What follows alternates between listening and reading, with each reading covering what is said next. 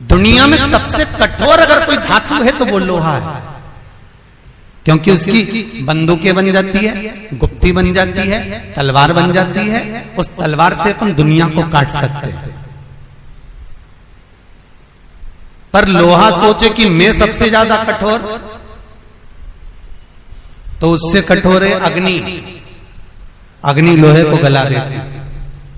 फिर अग्नि को अगर अहंकार आ जाए कि मैं कठोर, मैं तो लोहे को गला देती हूं, तो अग्नि से कठोर पानी अग्नि को बुझा देता है। अब पानी को अहंकार आ जाए कि मेरे बराबर कोई नहीं, मैंने अग्नि को बुझा दिया, तो पानी से ज्यादा कठोर है मनुष्य, लोटे में भर के डकार जाता है। एक गिलास में भरा निपटा गया। और मनुष्य सोचे कि मेरे बराबर कोई कठोर नहीं, तो मनुष्य से ज्यादा कठोर होती है बीमारी, जो मनुष्य को ही निकल जाती है, मानव को ही निकल जाती है। और बीमारी सोचे कि मुझसे ज्यादा कठोर कोई नहीं, तो शिव महापुराण की कथा कहती है बीमारी से भी कठोर अगर कोई है तो मेरा कालो का काल महाकाल है, जो बीमारी को भी निकल जाता है, बीमारी को भी समाप्त कर देता। ऐसी कौन सी बीमारी है जिसका इलाज शिव महापुराण में नहीं? कैंसर जैसे रोग के लिए भी शिव महापुराण की कथा कहती है कि कभी केदारनाथ जी जाना, तो केदारनाथ जी जाते समय त्रिजुगी नारायण चले जाना, 8 किलोमीटर दूर। त्रिजुगी नारायण जहां शंकर और सती की भावर पड़ी थी, शंकर और सती के फेरे डले थे, तो दक्ष प्रजापति ने जो फेरे की अग्नि प्रकट करवाई थी, वो फेरे की अग्नि आज तक जल रही है। आज तक फेरे की अग्नि जल रही है। वहां पर माता सती के चलने से कुंड बन गए थे। उस कुंड का पानी लिया, कितना भारी भी कैंसर है, उस कैंसर के रोगी को धीरे धीरे कर कर पिलाना चालू कर दो, कैंसर में आराम लगना चालू हो जाता है। हाथ में कंपन हो रहा है, शरीर में लकवा लग गया, डॉक्टर अपना काम करें, तुम शंकर पर विश्वास रखकर पांडुकेश्वर चले जाओ।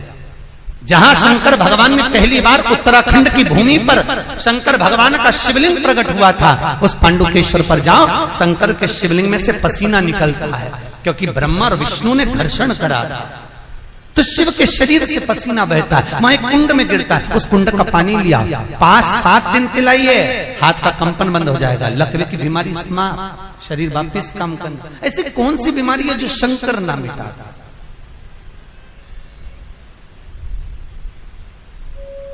ब्रह्मा ब्रह्म लोक में है, विष्णु वैकुंठ लोक में है, और मेरा शंकर मृत्यु लोक का देव अधिदेव महादेव है।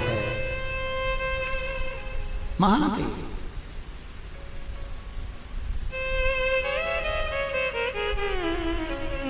शिव कृपालु, शिव दयालु।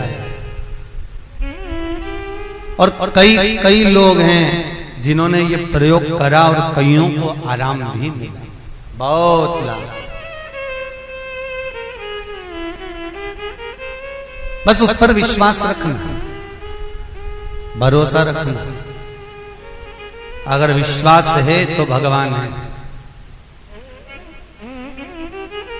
मंदिर की मूर्ति, तीर्थ, माता पिता और गुरु, इन पर विश्वास करोगे तो चमत्कार मिलेगा, विश्वास नहीं है तो कुछ भी नहीं। मानो तो मैं गंगा मां हूं, ना मानो तो बहता पानी। निरंतर बह रही हूं, आपके ऊपर है, आप मानोगे तो मिल जाऊंगा। भरोसा आपका होना चाहिए, विश्वास आपका होना चाहिए।